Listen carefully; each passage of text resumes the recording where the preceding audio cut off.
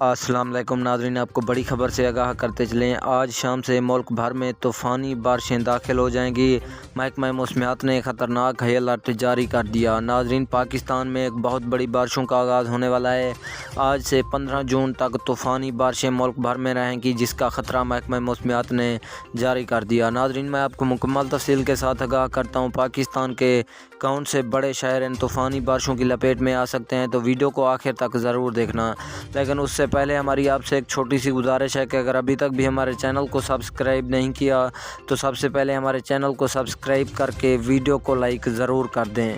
ناظرین، آج سے ملک بھر میں طوفانی بارشوں کا آغاز ہونے والا ہے۔ محکمہ موسمیات نے خطرناک ہائی الرٹ جاری کر دیا۔